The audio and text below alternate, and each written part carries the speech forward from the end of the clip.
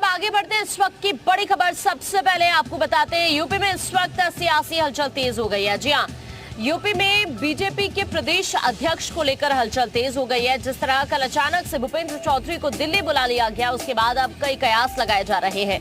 BJP अध्यक्ष के तौर पर भूपेंद्र चौधरी के नाम पर यह माना जा रहा है कि मोहर लग सकती है। दिल्ली में जेपी नड्डा से भूपेंद्र चौधरी की मुलाकात हुई है।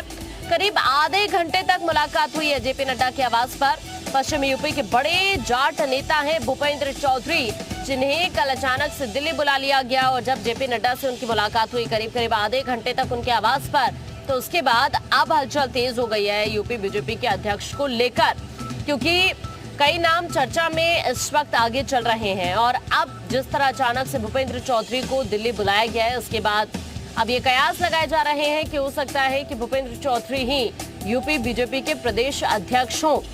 पश्चिमी यूपी के बड़े जाट नेता माने जाते हैं भूपेंद्र चौधरी, जिन्हें कल दिल्ली बुलाया गया। अब इसके बाद यह आशंका जाहिर की जा रही है कि भूपेंद्र चौधरी के नाम पर मोहर लग सकती है बीजेपी के प्रदेश अध्यक्ष के तौर पर। ये बड़ी खबर इस वक्त हम आपको बता रहे हैं। पहले बीएल वर्मा का नाम भी सुर्खियों में रहा और अब भूपेंद्र चौधरी को अचानक से दिल्ली बुलाना।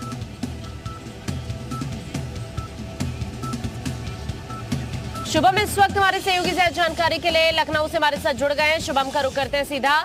शुभम, पहले बीएल वर्मा का नाम भी चर्चा में रहा और कल अचानक से भूपेंद्र चौधरी को दिल्ली बुलाना, क्या ये माना जाए कि हो सकता है कि यूपी बीजेपी के अध्यक्ष भूपेंद्र चौधरी हो?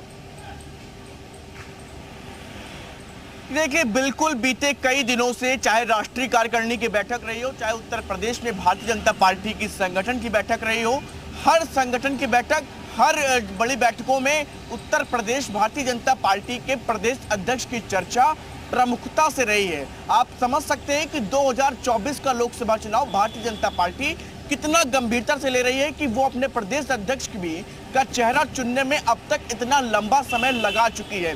स्वतंत्र देव सिंह के बाद 2024 के लोकसभा चुनाव की अगर बात करें तो भारतीय जनता पार्टी दलित, ब्राह्मण और इसके साथ साथ पश्चिम के भी चेहरे पर फोकस कर रही थी, क्योंकि समाजवादी पार्टी और आरएलडी के गठबंधन का प्रभाव पश्चिमी इलाकों में ज्यादा ना पड़े और इसका लाभ भारतीय जनता पार्टी को मिले।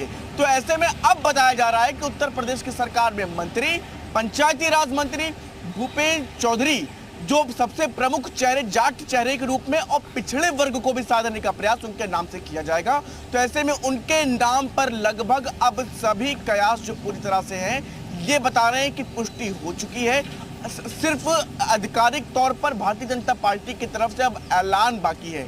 इसके साथ साथ चूंकि उनको लेकर के बीते कई दिनों से चर्चाएं थी, उनका नाम सबसे ज्यादा चल रहा था, तो ऐसे में लगभग अब पुष्टि जो सोर्सेज हैं वो इस बात की कर रहे हैं कि शुभम, और चौंकाने वाले फैसले बीजेपी करती है तो देखना महत्वपूर्ण होगा क्या फैसला लिया जाता है। बहरहाल बहुत शुक्रिया आपका तमाम जानकारी साझा करने के लिए।